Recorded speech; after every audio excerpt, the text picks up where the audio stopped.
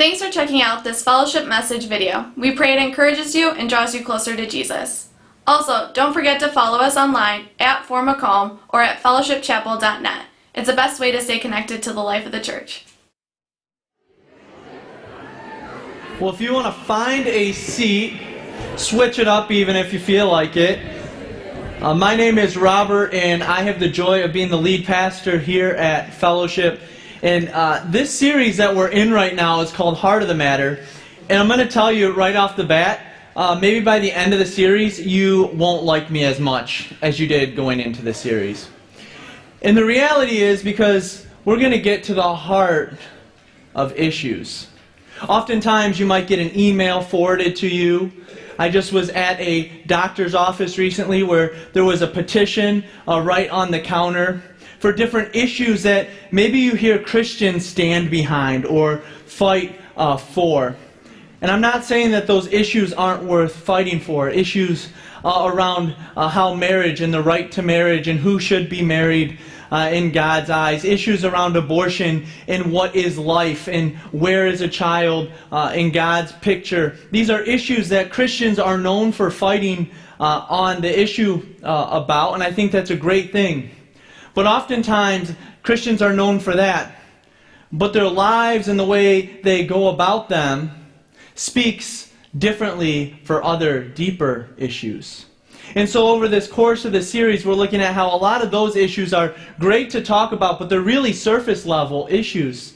And that when Jesus came, he didn't just talk about those. He got to the heart of the matter. He got to the heart of where the issues come from. He got to the root of sin itself.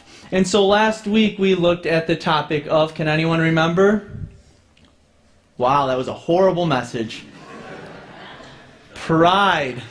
We looked at pride and how pride is really at the root of what really causes us to stumble, to fall short of God's design for us. And so hopefully now you can remember that last week was pride.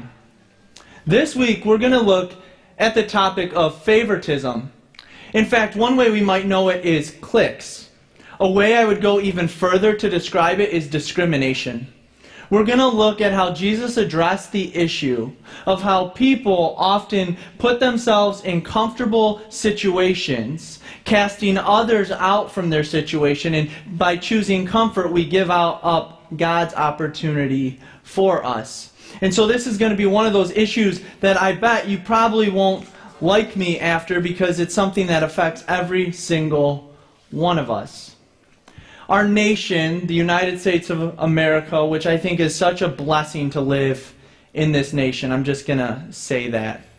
I just got off of a conference call in India on Tuesday, and I can tell you the things that we have in our nation, we don't even recognize some of the time. And so just the amenities, just like a plumbing and clean water is something that I think we often take for granted. The fact that most people around the world live on less than $1 a day is something that we take for granted. So even our most impoverished people in America are rich to the rest of the world. And so I love our nation. I love those who fight for our nation. But there's something important that we have to understand. Our founding fathers of this nation weren't perfect, just like you and I aren't perfect. They didn't do everything right. They fell short in their lives, just like you and I fall short. And so that's why I'm very cautious. As much as I love the country that we are a part of, I'm very cautious to say that my citizenship only belongs to the U.S. And I have to look at the bigger picture and say, as Christians, our citizenship isn't in a nation, but in a kingdom of God itself. And so as that gives me peace, it helps me understand something a little deeper, that when our politicians fall short, or even our founding fathers fall short, it gives us hope that there's a God who never fell short, and we're going to get into that. But here's what we have to understand at the root of favoritism, at the root of these groupings, discrimination, is it's something that inherently is in our nation. Even after the civil rights movements, even after the things that we have seen, there is still a divide. And it is impossible to say that we are truly united as a nation. While it's in our name, there is clear division, and it goes back to our very founding. The Declaration of Independence is something that was written when we were saying, you know what, Britain, get off our land. We're declaring our independence from you. Maybe you've heard about this in history class. Maybe you've heard about it on the news, or you read about it, or you saw it, or you had an email about it.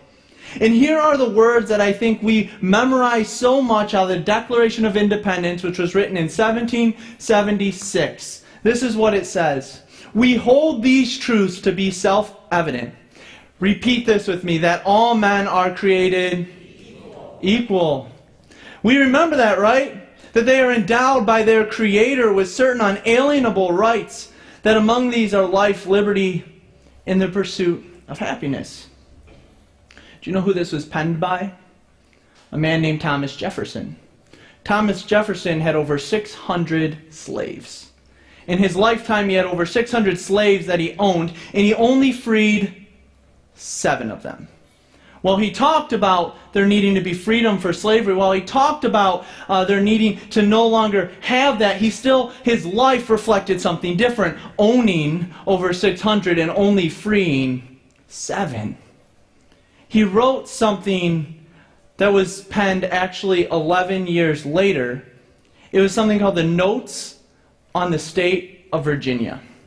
And in it he wrote something that we can't miss. In referring to blacks, he said, blacks are inferior to whites in the endowments both of body and mind. Something one of our founding fathers wrote 11 years after he just wrote, all men are created equal. This is not to beat up on Thomas Jefferson. This is not to say, oh, he's so horrible. There's a lot of great things he did. There's a lot of things that helped found our nation. But I would say we'd be ignorant to say that his sins didn't still get into the way that he led, in the way that our country actually was started. And so as time has gone, we have seen that those divisions are still there, and we even see that that statement is far from true. Just turn on a football game or a basketball game, and you're going to see that they aren't inferior in body or in athletic ability. Just turn on and look at people in leadership or those who you've been around, and you will find that their mental capacity is no more or less than anyone else. And so those, while penned, weren't true in any way. And so the question becomes, how could one man who wrote something so quotable, so memorable as the Declaration of Independence that even to this day we hold onto, how could he write that and yet still 11 years later write and show something that spoke differently? I would say it's because, honestly, we aren't much different from him. While we might not have slavery in the same regard he does, I would say that our world is still ignorant to a lot of the slavery that does still happen in our world. Just take human trafficking, for instance, and how that has become a monster in and of itself. Some of us might be in this room and we might say, I'm not like Thomas Jefferson. I have a lot of black friends. I have white friends. I'm not racist. I don't have any division in race. And I'm going to be clear that this message isn't about our racial divisions, but it's about discrimination as a whole. And while you might not have any racial discrimination, and I would hope you wouldn't, I can guarantee you have discrimination still. For instance, what neighborhood do you live in? If we study the way our neighborhoods are built, oftentimes you could build a house a little north of here and build the same house a little south of here, and the prices would be drastically different. And so our society has been built around the neighborhoods that only certain people of certain classes and certain abilities can afford to live in. We have some appraisers in the church. You can just ask them about how location makes a difference. Think about our schools that we choose to send our kids to and where they go to school and what kind of kids are around them and what kind of backgrounds they come from. And oftentimes we choose schools based on location or scores or the ability for our kids to be able to have something while other kids are in much different schools. Think about who you call your friends. Who do you hang out with? Who is in your close circle? How do you choose them? How do you come about them? What about groups that you associate with?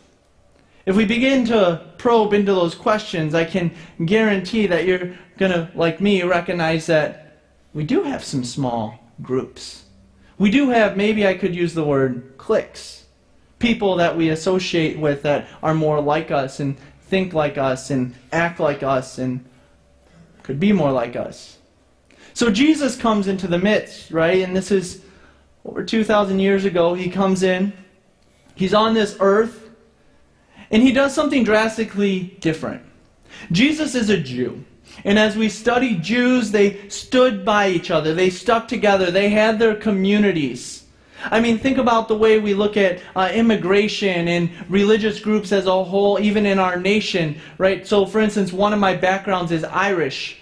The Irish are known for maybe coming into cities and having their Irish circles. Have you ever been somewhere where maybe Germantown, or you go to a Greek town, or you go to whatever it is, and we have immigration where we stick together. The same was with the Jews. They stuck together. You can even look at the Middle East now, and you would see that they are staying together, right? Defending their territory, defending their area. And so Jesus comes, and he's a Jew.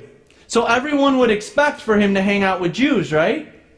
That'd be normal. Jewish background, Jewish family. He should be hanging out with who the Jews hang out with. Well, actually, there's this moment where the Jewish leaders are there and they begin to see who he's associating with, he's acting with, he's eating with, and they pose this question to his followers, which is a question for us to really contemplate today. They said this: why does your teacher eat with tax collectors and sinners? In other words, what they're saying is, why is Jesus, why is your teacher, your leader, doing something that we otherwise wouldn't do? There's something revolutionary about this. I think sometimes we can look at this question and we know the answer, that Jesus had a heart for all people. He had a plan not to save the Jews, but also the non-Jews. And so we can look in history and we can understand, but put yourself in their shoes at the moment. They're watching. Jesus is not doing what a typical Jew should do. And they ask the question, why not? And I'll make our very first point, and it's this: that Jesus destroyed cliques by not restricting himself to one. The only way to destroy the cliques or the groups that we're a part of is to not be a part of them ourselves. Not saying that they don't exist, but not restricting ourselves, that being our only group, the only people. There's ways that Jesus shows this time and time again. For instance, he goes back to his hometown in Galilee, and he's actually rejected by his family, his friends, his neighbors, where he grew up.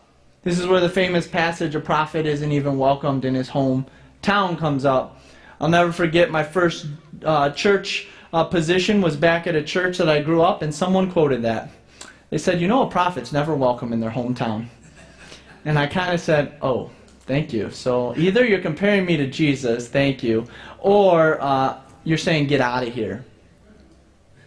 Jesus went out of his way to Samaria, a place that no Jews would go when he had to in order to talk to a woman at the well. He broke down Jewish customs and traditions in order for those outside of Judaism to be included. And he went as far as starting something new when he came. See, Jesus didn't do what he was expected to do, but rather he did what he knew was an example for now us to be able to look at and follow. The question was asked, why does Jesus eat with these tax collectors and sinners?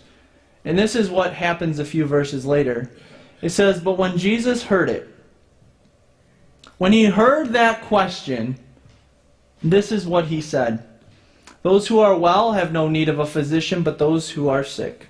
Go and learn what it means, I desire mercy and not sacrifice, for I came not to call the righteous, but the sinners.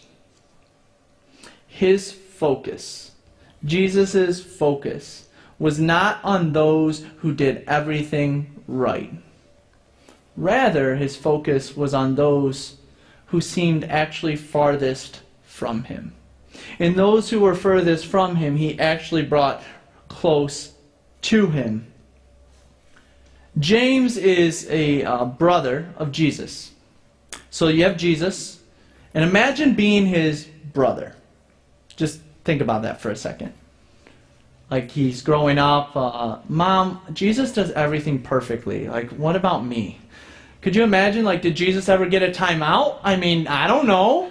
So James is like, I'm in the timeout again? Like, come on, Jesus, like, stop being so good. And so James is his brother. They grow up together. I think we sometimes miss that. And we're going to be looking at what James wrote to the early church.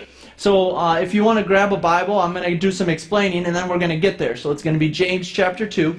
But imagine being him.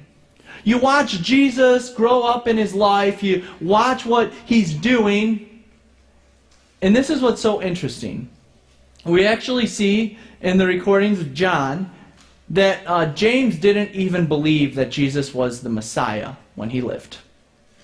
It actually says that his brothers didn't believe. If we go forward, have you ever noticed that Jesus on the cross, while he's on the cross, he says, John, take care of my mom. He doesn't say, hey, James, my brother, take care of mom, which would be the normal thing to do. He says, no, one of my disciples, my followers, you take care of mom. Clearly there was a division between him and his siblings. But what's so empowering and so exciting about the story of James, and this is why I believe it's such a testimony of the resurrection of Jesus himself, is this. James was a non-believer even when Jesus was hung on the cross. He did not believe. But something changed. When Jesus rose on that first Easter Sunday, when he revealed his true divinity and what he had truly come out to do, he did. When Pentecost happened, James believed.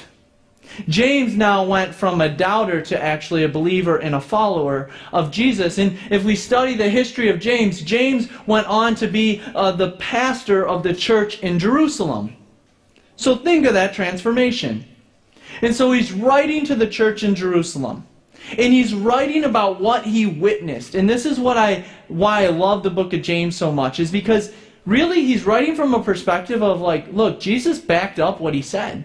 His actions actually spoke in the same way that his words did. And so he had confidence in this, and he wrote some things for us that really hit home as we're in the topic of discrimination. He says, my brothers. And it's key for us to understand that he is talking to the believers, the Christians in Jerusalem. My brothers, catch this, show no partiality, as you hold the faith in our Lord Jesus, the Lord of glory. He's really driving home a point. He's not saying, hey, don't sometime not show partiality. Don't in the future not show partiality. He's saying, you are showing partiality, and stop it. Stop doing what you're doing, especially because you're followers of Jesus.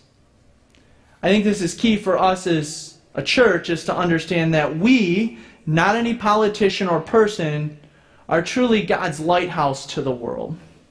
And it is up to us to actually live and walk more like Jesus. And as we do so, our light will shine in a world that can seem hopeless. So why would he be talking about this?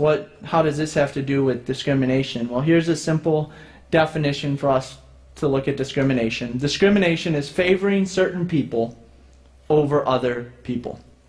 It's that simple. It's favoring certain people over other people. Why do I know this? Well, James expands on what he says in the next 3 verses. Look at verses 2 through 4. For if a man wearing a gold ring and fine clothing comes into your assembly. So imagine this. Someone just walks into our church, just bling everywhere. Their clothes are awesome. And then you have a poor man in shabby clothes. This is not talking about the guy who just likes to wear shorts all the time. That was a joke, nothing against shorts. I like to wear shorts. And if you pay attention to the one, catch this, who wears the fine clothing and say, you sit here in a good place, while you say to the poor man, you stand over here or sit down at my feet, have you not then made distinctions among yourselves and become judges with evil thoughts? Look, if someone who's rich walks in and they look rich, and they act rich, and they talk rich, and you say, oh, look, we got the best seat in the house for you. Come on in, sit right here, wherever you would like. And if a poor man walks in and they don't look like they have their whole life together, and you say, you know what, can you just sit in the back over there? What kind of message is that sending? Well, clearly the church in Jerusalem was doing that. They were discriminating. And I believe that the reason they were doing this is because we make our decisions based on predictability. Think about this. We make our decisions based on predictability. There is some inherent trust that you could have maybe in the rich man in fine clothes that, oh, you know what, he's not up to no good. But the guy who walks in shabby clothes and looks poor, you're probably going to ask yourself, well, what's he really want? Or does he really mean things for good? And there's this distinction, and it's this predictability. Can I predict their next move? Can I feel comfortable with it? And we do this all the time. When I was growing up, I actually went to church or not based on who was preaching. Maybe that's you here. It was the predictability. Can I actually know who's preaching? And if it is that person, am I going to be bored? Let alone inviting my friend to come with me was based on predictability. Have you ever been deciding between an event that you wanted to attend? You got that text or that email or that invitation in the formal way in the mail. And you got that invite to the event. And did you ever sit there and wonder to yourself, so who else is going to be at the event? I think that is often our first question. Why? Because we're looking at the predictability. Am I going to know people? Am I going to feel comfortable? Is it going to be a setting that I am okay with? And we make these decisions subconsciously all the time, whether we recognize it or not. But this is the trouble with it. Our pursuit of comfort, which is coming from being able to predict the next move, our pursuit of comfort actually leads to establishing cliques. Areas of comfort, pockets of comfort where we feel most safe. And so, just because it's comfortable doesn't mean it's right. So here's some steps to get out of our comfort zone, to walk more like Jesus, to actually do our very best to not discriminate, but to actually be able to open up opportunities that God has in our life. The first one is the hardest, and it's admit discrimination. Admit it. Admit, like James was writing in verse 1 of chapter 2, that it exists. Admit that there is discrimination. I am 6'3" or 6'4". I like to say 4. My wife says 3. We pulled out a tape measure. It was like 3.5. And I said I shrunk. That's the problem. But here's the point behind my height. Did you know that 14.5% of all American males are over 6 feet tall? 14.5%. I am one of just 14.5%. That's kind of wow, that's kind of cool. And then if you look at the next statistic, this is even staggering.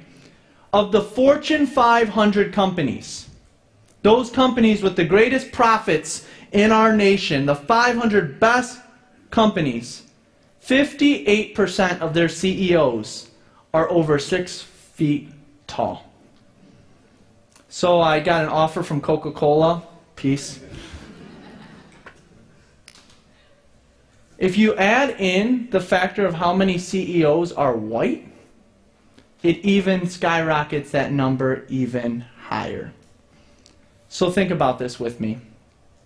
Me, a 6'3.5" white male, has been given more opportunity than most people in this world. Born as an American, I'm white, I'm over 6 feet tall. It's kind of actually sad that I can statistically break that down for you and actually say that. And so the question becomes that I've had to wrestle with is, what am I going to do with that? Now, I'm not saying that I'm the next Fortune 500 company. Don't hear me say that. But it does make me have to think about how people view me and look at me. And actually, even if they know it or not, the question becomes, what's my next move with what God has given me? And God has given each of you something. A lot of you have achieved a lot of success in this world. You've really been fighting through something, and you have accomplished goals. And you have different goals than I have, but in your goals, you've accomplished a lot, and God has done a lot, and people are looking to you, and they're looking up to you. And you are like that over 6-foot tall white male CEO of a Fortune 500 company, and they're looking at you and they're saying, what is your next move? And so I got to ask you this question as you think about that. You're throwing a party, and if you're throwing it, who are you going to invite? Who's coming to your party? Who are you inviting into your group? Who's inviting you into your midst? Do you know Jesus talked a lot about parties, actually? He gave several examples, and he even gave us guidance into who to invite and who not to invite to a party. So I want to encourage you to open to Luke 14. It's going to be page 746, or I'm going to break it down on the screen for you. So here it is, starting in verse 12. He said also to the man who had invited him, catch this, here it is, when you give a dinner or a banquet, do not invite. This is who you're not to invite. Your friends, your brothers, your relatives, or your rich neighbors. I'm not going to ask for hands, but your last party that you threw, who did you invite? Guarantee it was some friends. Probably threw in some family members. The rich guy down the street, he said, you know what, I should probably invite him too, just because I'll be nice. Who did you invite? Who did Jesus say not to invite? The opposite of who we invite. Every time I have a gut check here. Because we often invite who we're most comfortable with. Just the other day we had a Blocktoberfest in our neighborhood. And it kind of hit me right into the heart. Because while I didn't put this event together, I'm walking down to the event and I see another neighbor and I say, hey, and I see them taking their cooler over to this other house and I say, what are you doing tonight?